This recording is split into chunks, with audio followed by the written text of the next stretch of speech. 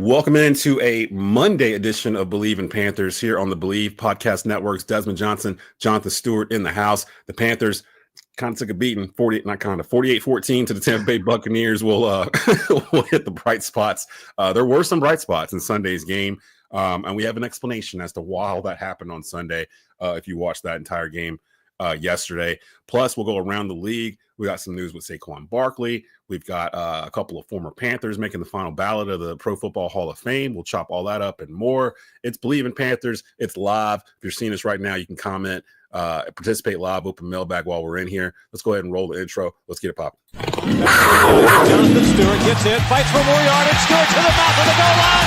Touchdown! Wow, that's just pure Stewart right there. That's a big-time run by Jonathan Stewart.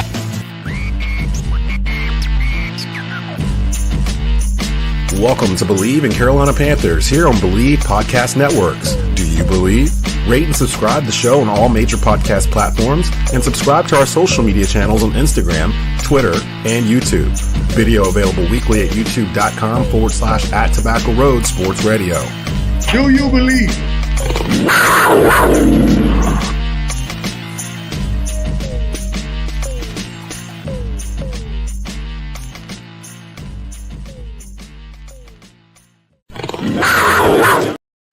And welcome into Bleav in Panthers, a Monday edition. You're probably used to seeing us on Tuesdays, but with the holidays and everything going on, we decided to go ahead and get this content out for you early. I'm Desmond Johnson from Tobacco Road Sports Radio. Joining me is the Panthers' all-time leading rusher and Jonathan Stewart.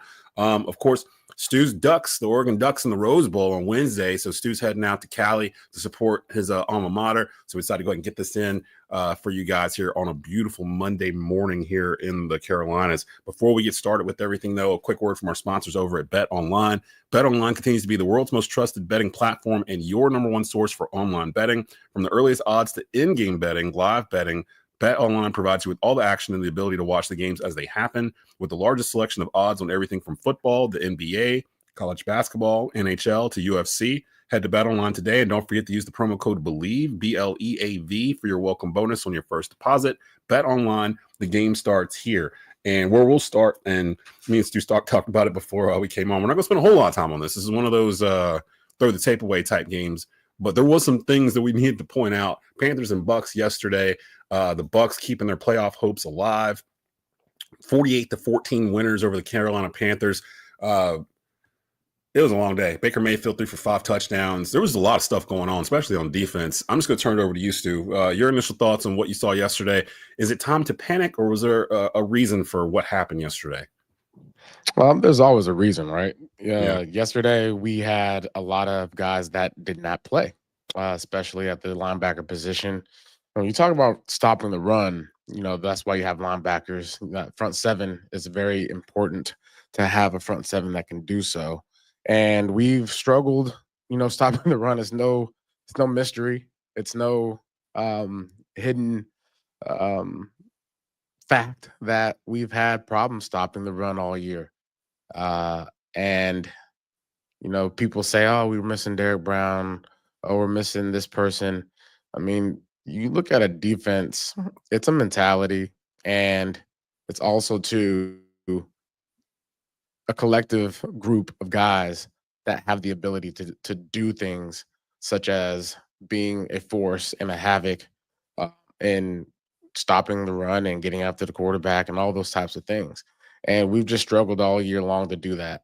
And yesterday, without Josie Jewell, it was clear as day that we were even more so in a hole in that department, which puts more stress on the secondary to come up and be stern in run support. And so, a 3-4 defense, when you don't have the guys necessary to fit the prototype in certain positions to cover the field and to be able to drop into zones and to be able to do your job by making it hard for the quarterback to find those open lanes to throw to, they were able to do whatever they wanted to do. And it's hard to get off the field when you're a defense struggling to stop the run.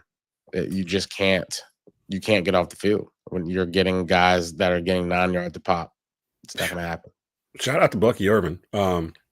Oregon Duck, who Yep. every time he sees us, apparently just his eyes just get big like plates. Yeah. He's like, I'm gonna have an opportunity to have a day today. 20 attempts, 113 yards. He had a 34-yard run he ran off of. Didn't score a touchdown, but he did enough damage. It felt like every time he touched the ball, it, like you said, it was gonna be about 8-9 yards. They were Like, moving the chains almost, right? yeah. So it was crazy. And to your point, we were on like our 5th, 6th, and 7th linebackers, like literally in terms of depth. Like everyone was out. Trevin Wallace out, Josie Jewell out, of course Shaq Thompson out. Like everyone was at JC Horn out. Like like no one was playing yesterday on defense. So it's like when I asked, is it time to panic? No, I kind of felt like it was early, like first quarter, really, maybe their second drive, where I started getting this feeling of, ooh, like there's not much we can do about this. Like, there's not a whole lot. I mean, it's just like we just got to wait till 4:30 because this is one of those games where we just can't stop. It's just one of them things you can't stop. You can't stop the rain, man. It's like Missy Elliott, man. I can't stop the rain against my window. And but this is the problem when you have. Well, this is if you ask me the question, what my initial thoughts are, and my initial thoughts was straight to the run game that we couldn't stop. But it's also the 3 and outs, right? The first drive they scored, we came back and we responded perfectly. Bryce Young throwing darts to Adam Thielen like they're best friends playing in the backyard, right? Buckets, dropping right in the buckets. Yeah. And then finding Jalen Coker over the middle, big target, exploiting something that that is a weakness of the Tampa Bay Buccaneers throughout the season, because last game that we played them, we attacked the middle of the field. And so you're going in with this game plan and the scripted plays, and it pans off and it works. The problem is that the offense was struggling with the near misses, right? The near misses of, man, that 3rd down and 7 or 3rd down and 10, where we can convert to get a first down. When you don't convert on 3rd downs, we were 22% when it comes to converting on 3rd downs. When you don't convert, you're not giving yourself a chance to actually get into the playbook and run your plays and get into a mode of having some type of balanced offense. And when you have 3 3rd and outs in a row in the first half, you get the product. You get the product that we saw on the field on Sunday. And what that does for the defense, it puts them in a bind, because now they're playing against a team that's hitting on all cylinders. And I mean literally all cylinders. You ain't going to you're not going to go into that game saying, okay, we got to stop Mike Evans from being great. You can't do that, especially when they're in the red zone. You know what I'm saying? So red zone is where he eats. And no JC Horn. You didn't even have JC Horn out there. No JC Horn. And so it's a hard task when you are a defense that is struggling with the injury bug, and then going into a game where you're playing a team that's pissed off from playing the Dallas Cowboys and losing with playoffs on the line. So there's just too much there for us to expect the defense to play outright incredible against a team that is lit on fire, and not have our offense being able to at least get some sustainable drives. I mean, I'm not saying go down there and score every single time. I'm saying let's play some type of field management. Let's play some time possession, so that way we are not exhausting our defense out there for multiple plays. Because the first half, I think it was something, Tampa Bay had like 40-plus plays. And the Panthers had 19 or something, like 15. Yeah, it was something crazy. Yeah. So that's hard for a lot of young guys that are playing. There's a lot of young guys on that defense right now that are playing for the first time. They're special teams guys typically that are now getting full game reps at positions that they haven't been playing all throughout the year. So that's exhausting. I mean, the middle linebacker Wooten, first time starting. Yeah, he's still sleeping. That boy had like 13 tackles. He's asleep right now. What I'm saying? Yeah, he's still sleeping. He's still sleeping in the meeting room. But make sure you hydrate, buddy. Yeah. Cherry bunny. But I just think that, there's not, my answer is do not panic. This is all good because what are you expecting? We're expecting to be able to finish the season out with a direction to go. We know the directions that we're going to go in this offseason. I'm not really sure, as far as like the moves that are going to be made, but I know that we got to get some depth on defense. We have to get depth on defense. And we also have to make sure we have some sustainability and depth on offense as well in certain positions, right? I'm perfectly fine with our receiving core going into next year. We'll figure out how to make that, better, I'm sure, because the powers that be, the brains to be that makes those decisions, we're going to be happy with whatever they do because I trust in Dan Morgan. Same. And so, but as far as depth, Skylar Callahan always tells us our issues are depth. We see it this year, period. And if we can just continue to thrive at our starting roles, the guys that are starting now, just continue to thrive, continue to get better in the offseason. The young receivers continue just to develop in your presence as far as, the chemistry and the bond that you're going to have with your starting quarterback.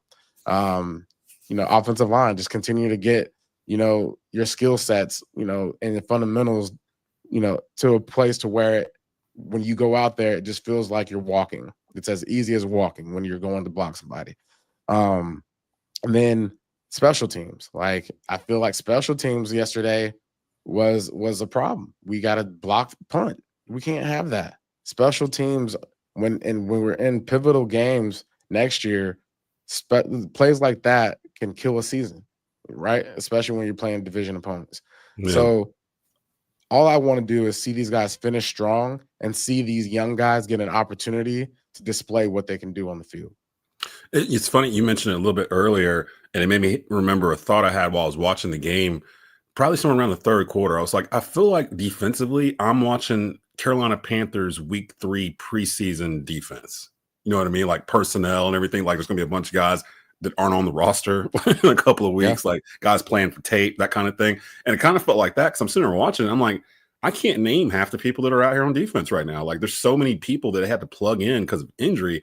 I think I heard a stat during the game where the Panthers have used more actual players than any other team in the NFL this year. I think like 85 or something like that. Yeah, it was up there. And the Browns were like second with like 70 something. And I didn't think about it. I'm like, dang, that actually makes sense for what I'm actually watching right now, because it wasn't so much what Tampa was doing. It was so much more what we couldn't do. And Tampa just took advantage of it. And looking at the box score, Baker Mayfield had like a historic day. He's the 5th player in NFL history with a completion percentage of 80% or higher, 350 plus passing yards, 5 touchdown passes, and a passer rating of 150 plus.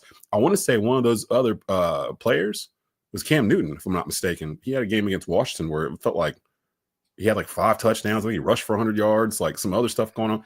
I think he might be one of those. I might go double check that. But I think Cam is one of those 5 players that's done that too.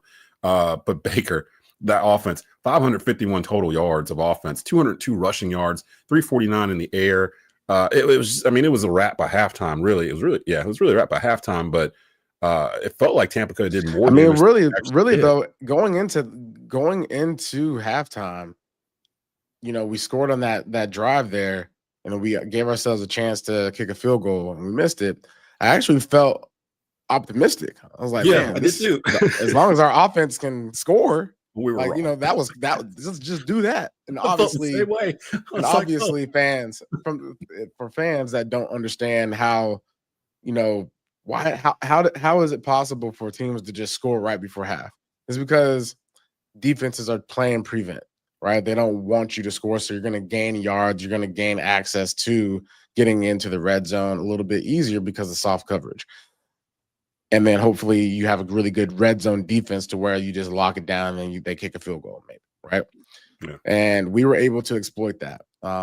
Again, Bryce Young, I'm not mad at how he played the game. He actually delivered, in my opinion. He actually there was just a lot. There was just a lot of near misses, right? Like, man, if it was just a little touch shorter of a pass, or if the receiver just found the ball earlier in the sky when the ball was thrown, right? So those are all like things that can be worked out especially in the offseason when you guys get together and, get some pat and go going on the offseason and just find that chemistry and that bond. So speaking on Young, and then we're going to move on to the next topic here because we're going to be in and out today. Bryce Young finished the game 15 for 28, 203 yards, 2 touchdowns. Is good for 100.7 passer rating. That's his second consecutive game with a passer rating over 100. He rushed twice for 8 yards. It's the 9th game in a row with a passing touchdown for Bryce Young. It's the longest streak of his career. He's. I'm not worried about Bryce. I'm not worried about Bryce at all. Now, again, I may nitpick and say, this and that or whatever. At this point, it's not even about Bryce. It's really more about like the Bryce fans more than anything else. The ones that just blindly are defending Bryce Young. Those are usually the ones I'm going after. I haven't gone after Bryce Young in probably 3 months. Like he's doing literally what he's supposed to do. And he's actually getting better, in my opinion. Some of the throws yesterday, especially to Thielen, I mean, no one else could get him but Thielen. He was dropping like right here, like right over top of his shoulder type stuff. And Thielen, like he was 25 years old yesterday. So I feel like Adam Thielen ran a 4.45 like he did in 2013. Yeah, he's out there yesterday on that touchdown. That seam route. So they were doing. So there was some bright spot, and we knew going into it. I felt bad. Shout out to the Cannon Fire podcast here on Bleav podcast networks. They do Tampa Bay stuff, and they had me on Thursday. And I originally told them, well, I think Baker's going to probably try to carve it up in the air. And halfway through that episode, I was like, no, wait a minute. I forgot how we lost that game the first time to the Bucs. It was Chuba Hubbard. He fumbled in overtime, and it put them in field goal position. And it made me remember that picture of him sitting on the bench for like 30, 40 minutes after the game. And I was like, nah, if I'm Dave Canales in this offensive line, my goal this week is to give the ball to Chuba Hubbard 100 times. Like literally let him get hot, let him go. So we spent half the episode with me going, yeah, it's going to be Chuba. It's going to be Chuba pretty much all day. The very next day, they put Chuba Hubbard on IR. On Friday, I was like, damn. So that took my whole thing. So at that point, going into the game on Sunday, I'm like, well, I'm thinking they're going to run the ball with Chuba. Now, 2 days later, I don't know who's going to run the ball. Like I have no idea who the running back's going to be. So that was, Bryce needs a running game. That's the one thing I've learned over the past couple of weeks. If Bryce has a legit solid running game, every quarterback needs a running game. Maybe I should have said that way. Yeah. Last night we saw the Commanders play, right? Mm-hmm. The Commanders won that game because their quarterback became their running game. He broke RG3's rushing record for the Washington Commanders last night. He went down there in overtime with his legs and put those guys in position to win a football game. He's so good.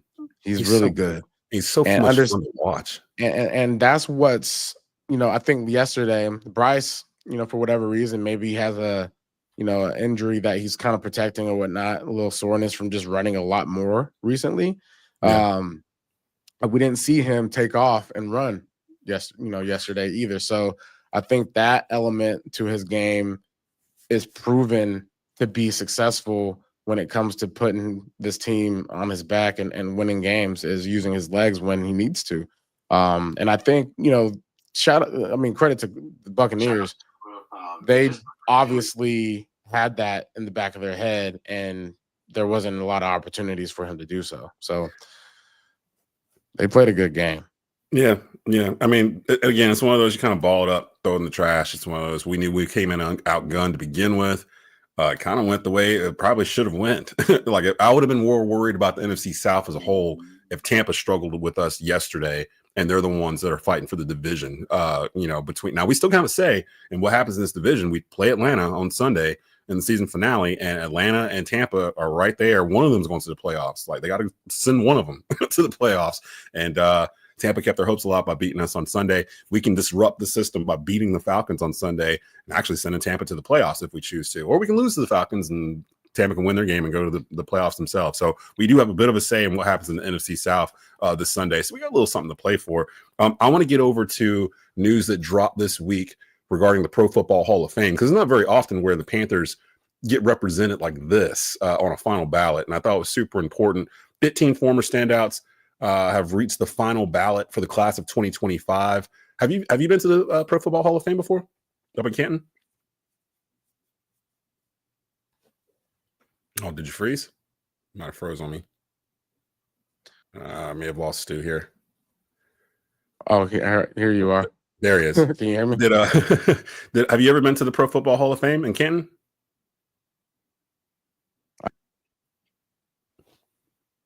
Okay, we're having some issues with Stu here. While he's getting back on, I'll reveal here the 15 that are being moved up to the final ballot. Eric Allen, cornerback for the Eagles, Saints, and Raiders, played in the late 80s, early 90s. Jared Allen, who finished his career here in Carolina in that 2015 season, also played for Kansas City and Minnesota and the Bears. Willie Anderson, a tackle for the Bengals and the Ravens. Jari Evans, someone Panther fans would know, he was a guard for the Saints and the Packers back in the mid-2000s.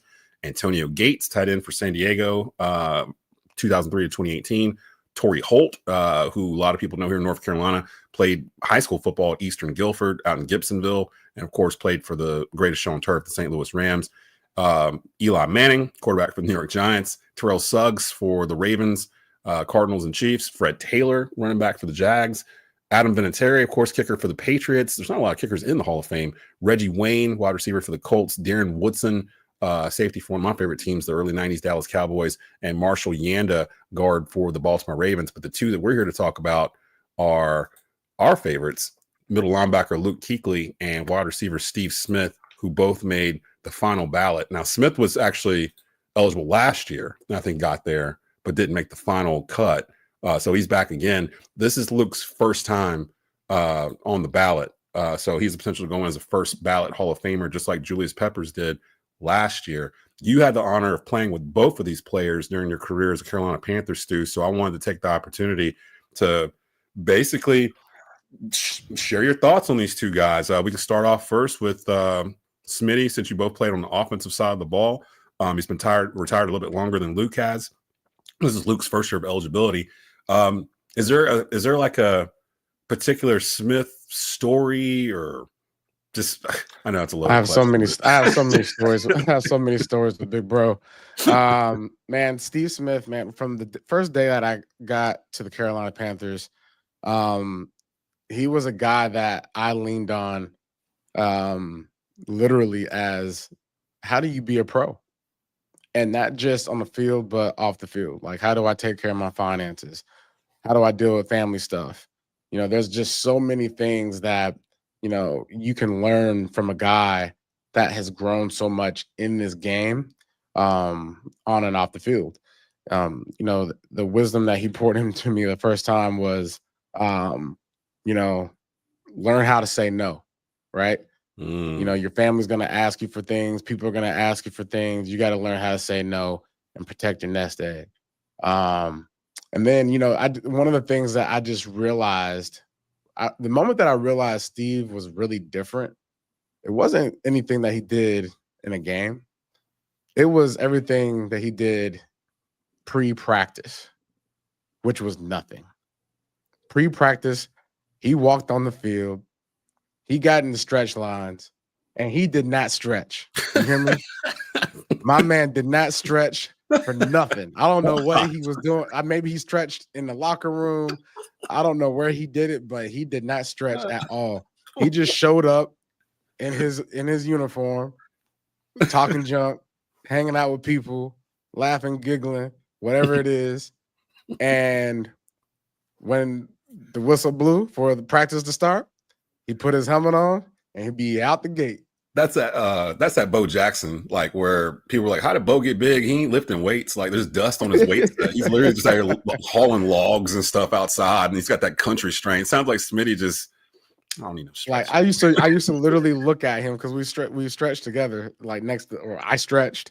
He just sat there on a knee. And I just always look at him like, man, why is he's not sore? Maybe he is sore. Maybe, I don't know. Like, it was, man, like, and I would be over there. I would be there, like, as a rookie, second year, third year, over here trying to stretch, getting ready for practice, and all young. And here's Steve Smith just like, da-da-da-da-da. Oh, practice is about to start. Let's go. And he never really had, like, soft tissue injuries or, like, hamstring pulls. Man, that's when you just built different. You built to be a Hall of Fame football player. So it's about time that he's a finalist. But listen, get this man into the Hall of Fame. Yeah. Stop playing. Yeah. Now, with him, the problem with Stu was that, I mean, not Stu, with Smitty, was that there's a log jam of wide receivers, like, in front of him that haven't gotten in yet, too. And even in this class, Torrey Holt's in this class, too. And you're talking about two guys that both caught 10,000 yards of, receiving yards during their career. Yeah. Holt, of course, known for being on the greatest show on turf for a decade. And then he finished with the Jacksonville Jaguars. I'm looking to see if there's any other wide receivers in here. Oh, Reggie Wayne. Jesus. Reggie Wayne's in this class. So it's like, it's tough. It's tough. That's tough. But all I know is Steve Smith is the only guy that I know his size that can spring off the ground and go grab any ball in the air. 5'9". I heard playing like he's like 6'5". 6'4". Yeah. I think Steve Smith and Cam Newton are probably Smith's probably my second favorite all-time Panthers player because it felt like he's the main one I could think of most of his career at Carolina, where it felt like he was a top 5 NFL player at his position. Pretty much the entire time he starting, he was that dude. I think he's the last wide receiver to win the Triple Crown, if I'm not mistaken. That was 2005. So yeah, and then I think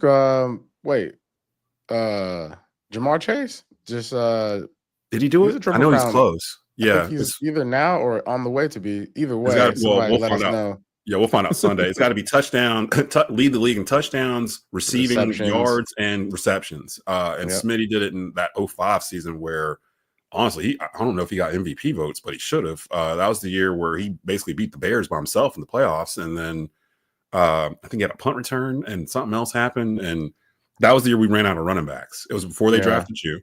And they literally like on. Yeah, Cooper Kupp did it too.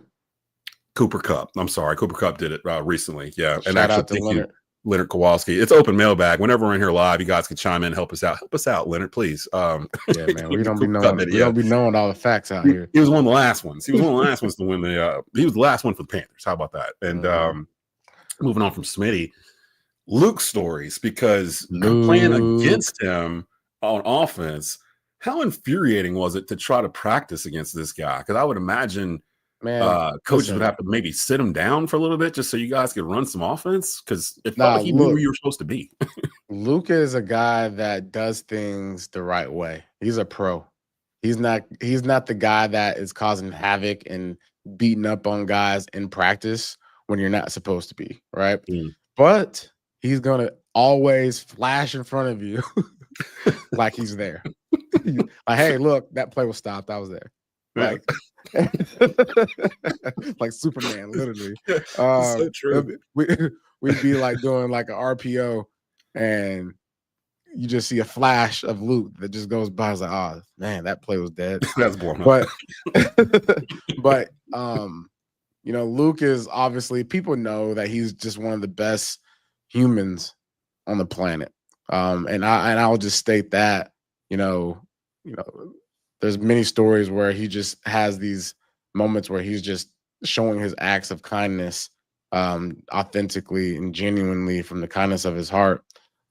He's a guy that you want to be around because he makes you better. He makes you a better person, and obviously a better football player. But the one game that I got a chance to witness was 2013, the year after he was drafted. And he had 24 tackles against the Saints. I remember that. I was banged up that game, so I didn't play. So I literally got a chance to sit on the sideline and watch this man make 24 tackles. And like around the 11th tackle, I was like, wow, he's got 11 tackles? Got a lot of game left. Like second quarter. Yeah. What's going on here? So, I mean, I would watch him come off the field, go straight to the bench, sit down, stand up, go talk to his guys, make sure everybody's on the same page, go sits down, stands up, goes back to the side of the line, goes to the sideline, check out what the offense is doing, puts his helmet back on. He goes back out there and makes about like 5 more tackles, right? And he had an interception that game. Of course he did. Of course he did. So, I mean, if you're a defensive player and you're watching this happen, you're like, wow, he's having a game of a lifetime. The only thing he didn't do was score. Luke deserves first ballot. Man. Yeah, Luke. I've made a case for Cam Newton when the time comes that he's a borderline first ballot Hall of Famer. I don't think Luke Kuechley's I don't think he's a borderline first ballot Hall of Famer at all. Like, I've never seen a linebacker like Luke Kuechly in terms of his preparation. No one has seen a linebacker like Luke Kuechly. Or since. There's nobody in the league right now that I could say, oh, he reminds me of Luke Kuechly. You know what I mean? Like he was a unicorn. I like Brandon Wags. Brandon Wagner. He's in the same vein a little bit, but it's not exact. It's like if you squint your eyes. They're not the same at all. Yeah, I'm taking Luke every day. But B Wags, they both are like when they were both playing at the same time, when we used to play the Seattle Seahawks, like B Wags was the closest thing that you was gonna get to a guy that was just gonna be around the ball just because he was supposed to be. Like I would say it was like Patrick a magnet Willis to the like ball. Patrick Willis was obviously like that for sure. I'm surprised he didn't. And he got in last year. He got in last year. He got in last year. Well, hell, if Willis got in, then Kuechly needs to get in this year because they're literally almost the same player. But I'd say Luke was a better player than Willis was overall. And the fact that Luke shortened his own career to benefit his own life going forward, like recognizing. And I will say, as a Panther fan, I don't know necessarily if it was Luke getting older or if it was the defense losing players or whatever it was. But that last season he played, you could feel the frustration through the TV screen watching him. There's a clip that's online of Luke moving like 5 dudes literally pre-snap, like I think they're playing the Saints, and all this is going on, and he's over here to the right. He's like, no, go over there. He runs over to the left. Yeah. He's like moving the tackle over, and like the linebacker stands up. It's like, what? He's like, go over here. And he's doing all this, and he's trying to put them all together. It's literally like the 4 seconds before Brees snaps the ball, and you can see the Saints offense just kind of staring at him like, wow, this man is conducting all the traffic of North Carolina. He knows exactly what we're doing. And like you would hear people whenever you see like the NFL top 100 list or whatever, and Luke would be on it. Pretty much most of the people talking about Luke on there would be like, yeah, man, he was like calling out like 75% of our plays. Like literally, he knew what we were doing when half of our line didn't know what we were doing. Like he knew like where we were going to be at the end of it. It's a special man. And you know what? It's not a mistake though. You know, this is a guy that poured all of his time into this game. Right. I mean, it showed, he ate, he slept, he woke up and did football. That's what he did. And it paid off. You know, his brain, he has what do you call them type of brains? Like a Einstein, like a genius type deal, or kind of he's a genius. He's got photographic memory of some sort. Wait, hold up. Wasn't he on your coaching staff, the middle school squad? Yeah. Greg, and him. Like, you know, and even with that, like Luke is so humble. Like he out there, like, hey, he's so kind to these kids too. Like, hey, you got it. Like he's encouraging, like, and that's how he was as a teammate. Yeah. Like just in an adult manner, dealing with other grown men, it was just, you know, down a notch or two with these young players. And I learned a lot from guys like Luke when it comes to how do I articulate what I'm trying to get across to this person about football, and how do I get them to do what I kind of want them to do without forcing their hand. Empowering, right? You got to be around guys that can empower another person, another teammate. And that's who he really is, a guy that's full of empowerment, that has the tools to make everybody around him better, and just loves the game so authentically that he retired because he felt like he couldn't give his all. Yeah, and with the concussions and everything. And I'm glad he did, because sometimes you see boxers stay a little longer than they're supposed to, football players stay a little longer than they're supposed to. And you've echoed it before when you were going through retirement and trying to figure it out in your mind or whatever, where you don't want to stay too long. But on the other hand, you've been doing this since Pop Warner. Like, you know, this is all you know for the most part. So it's a hard decision. And Luke kind of came to it pretty quick. And that just brought up a memory of mine. Shout out to Kevin Avery of the 4-Man Rush, who was a good friend of mine. He's been on my shows or whatnot. The 4-Man Rush is a Panthers content creator group. They do a lot of tape analysis and things like that. And he actually told me a couple hours before Luke announced that Luke was retiring, that he had a source inside the building that was telling him that Luke was about to retire. I'm like, get out of here. It's like 6 in the evening. I'm like, get out of here. He ain't retiring. Then literally it broke. I'm like, oh, snap. So shout out to them. They knew a couple hours beforehand. Before we get out of here, because I did promise Bleav we're going to cut it a little early this week and try to make it a little tighter. Before we get out of here, I wanted to go around the league. The only thing I wanted to touch on was something I felt like my man would be able to break down for us here. If you don't know, Eagles running back Saquon Barkley is a problem.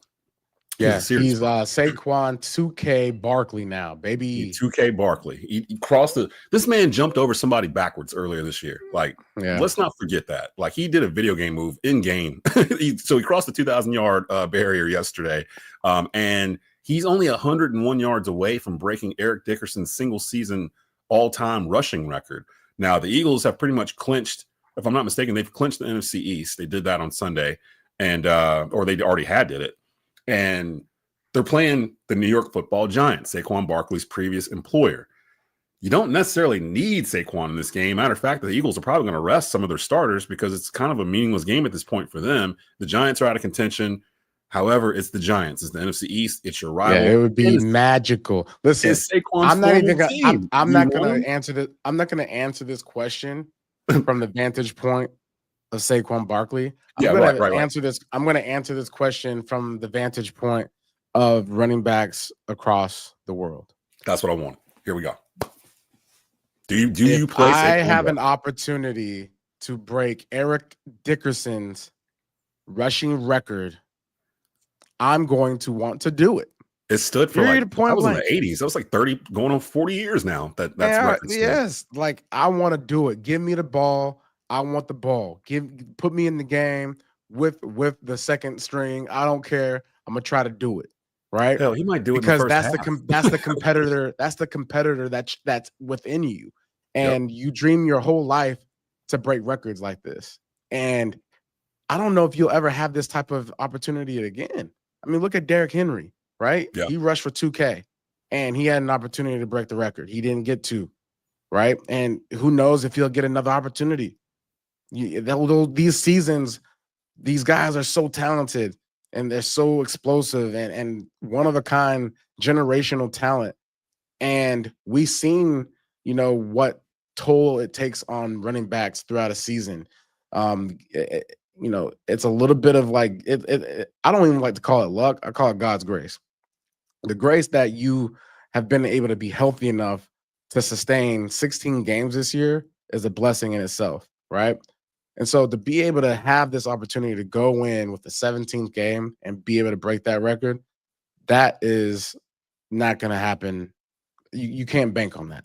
So as a competitor, as a former running back, I want to see him do it. But now the powers to be, the decisions to be, that's a hard decision. Because he's also the guy that got you to where you are this season. He is your MVP. He is your guy.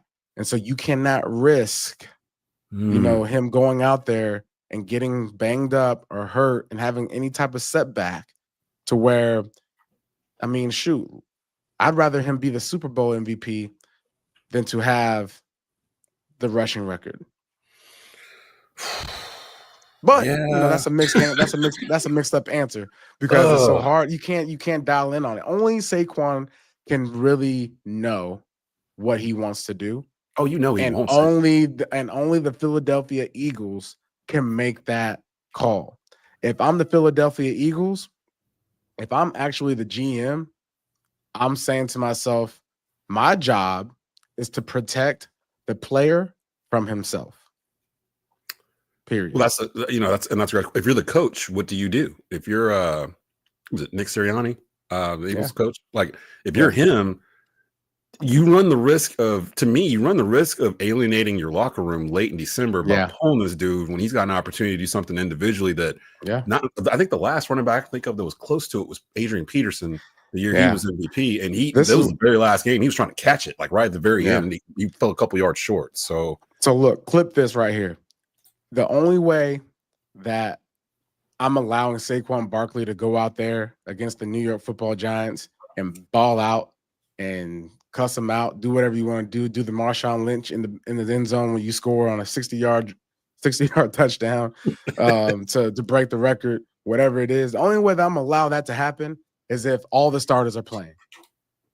I need all the starters out there so that way I'm actually going to get the best opportunity to do so So that way it's not all eyes on me. I need all my guys to be out there with me that have been out there throughout the whole entire season. That O-line's a major part of that record too, and he knows that, and the line knows it too. They're going to want to be a part of it. And the receiving core. The receiving core too. Man, pull a Cam Ward this weekend. Go out there for the record. Yeah, pull him out. That was wrong. Cam Ward's part. Go out there for the record and pull him out. My man stand on the sideline in second half. It's like, y'all got this one. I mean, you're good to go. Go out there like this is a preseason game and go out there and break the record and then come out the game. I was about to say it feels like preseason week 3. It's the second preseason week 3 mentioned in this episode, where it sounds like you're saying do a preseason week 3 thing, put all the starters in first half. If he gets close to it by halftime, then we know what we're doing. If he ain't nowhere near it, then we pulling you. Like, I'm sorry. I can tell you this: if they give us the green light that Saquon is playing and the stars are playing, guess what game I'm watching? That's going to be the game it's on, I would imagine. Yeah. I mean, because at that point, the New York Football Giants. Yeah. Is he going to do it? Is he going to do it? How do you think the Giants feel? The Giants defense. Like, look at us. Look at us. Look at what we got coming in here next week. We ain't playing for nothing. We got Saquon out here, coach. Mr. Get us out of here, coach. We don't want to play against him. Man, I don't want to play, coach. Ooh, and it's going to be December, so it's going to probably be cold. Nobody else going to want to touch him. Yeah. I think he's going to do it. Now, I will say this before we get out of here, and we haven't had a chance to use this in a while. Leonard, no offense to you, but he says, I think it's going to be 17 games. It's going to be 17 games, though, so there's somewhat of an asterisk there if he does it, I think. Man, no. Look. Yo, I'm going to tell you why we messing. Because that's not true. Jim Brown had this record for years in a 14-game season, and then when we expanded to 16, Eric Dickerson broke it. We didn't put an asterisk beside that. Like, records are meant to be broken. Exactly. And think about this. I'm not going to listen. Eric Dickerson playing, and if Eric Dickerson had to run against guys like J.J. Watt and the defensive end, not J.J. Watt, but his brother TJ. Just like the talent that is out here these days, the speed at that defensive line, like it's crazy. You're not built to be doing what Saquon is doing right now. Straight remind me of one of our preseason shows where you were going through the names of the prospects. We were looking at their 40 times, like the guys coming in at 4.5, 4.6, 4.6, 4.4. Like, yeah, boy, this boy can play running back too. He's like 300 pounds. Like, how's he running this fast? Man, listen, he ran for 167 yards with a guy named Michael Parsons that run 4.4. Yeah. There you go. There you go. Like Saquon, you could drop Saquon in any era, I think, and he would be just fine. You know, and that's a telltale right there. That's elite. Yeah. Like when you can put him wherever. So shout out. Right. I'm gonna watch that game. I'm gonna watch that unless it's on the same time as Panthers and Falcons. I think Panthers and Falcons is gonna be. Yeah, you got to get YouTube TV. Ooh, so you can watch both. Is that where it switched to? I used to have Red Zone way back in the day on DirecTV. No, you can just get YouTube TV. And you can watch both games. You can watch multiple games on YouTube TV. Well, damn. You don't need NFL Red Zone. Unless that's part of the package that makes it available like that. I don't know. But you got to get YouTube TV. Yeah. So shout out to you. Hey, we need some sponsors. So YouTube TV, hope y'all are hearing this so we can get that set up. Get YouTube TV so you can watch everything. The Panthers Falcons, January 5th. This upcoming Sunday. I want to say it's a 1:00 kickoff. Falcons can clinch the division with a win. They can open the door for Tampa to win with a loss. So Panthers still have a whole lot to play for in terms of dictating what's going to happen here. I'm pretty sure Bryce Young and company are going to play week 17. I don't see any reason to bench them or anything. Who are you going to put in there? Like, you don't really have any depth. We just talked about that earlier. So you kind of got to play them. So, and I want to see them. I want to see how they bounce back from off of that last week. The same way I want to see how they bounce back off the Dallas loss. I want to see, are they still fighting? Are they still trying to get better? Are they still trying to hone their craft? And we'll see that on Sunday. And I think they do. At this point of the season, I feel like Dave Canales has a pretty good thumb on this team. Dan Morgan has a pretty good idea of what he needs to do roster-wise for this team. And they'll be better off for it in the end. But we got to get out of here. Stu's got to catch a flight. He's got to get out of here, go to Rose Bowl. Oregon taking on Ohio State Wednesday. Is that the middle afternoon game? If I'm not mistaken, Rose Bowl is like 2 o'clock, 5 o'clock. 2 o'clock, 5 o'clock. So ESPN has all of these playoff games starting Wednesday. Root for the Oregon Ducks. I'm rooting for the Ducks for you, man, because I don't have a dog in the fight. So I'm kind of rooting for Oregon to kind of finish this thing off. I'm a sucker for the best team all year deserves to be the national champion. And I feel like Oregon's been the best team from week 1 to now. They're the only undefeated team, if I'm not mistaken. So it needs to be them. They just got to finish the job. And they get 8th seeded Ohio State on Wednesday. In my opinion, this is the national championship right now. You might be right. Yeah, these might be the 2 best teams. And they played earlier, right? They played week 2 or week 3, and Oregon won. And that was a good game. So we'll check that out midweek. We'll be back next week. For those that have been asking, Skylar Callahan, he's still part of the program, but he's just got a billion things on his plate right now with a newborn baby. He's having to cover West Virginia athletics. They just hired a new football coach, if I'm not mistaken, or old one came back. He's dealing with Charlotte Hornets, all the stuff going on with him. I talked to him yesterday. He may try to pop in before the regular season is over or during playoffs, but he will be back eventually on the show. We got to get out of here. Shout out to Lindsay and the fine folks over at Bleav. For Jonathan Stewart, I'm Desmond Johnson. You've been watching and listening to the Bleav in Panthers podcast here on Bleav Podcast Networks, brought to you by Bet Online. The audio will be up on Bleav Podcast Networks here shortly. Keep pounding, everybody. We'll see you next week.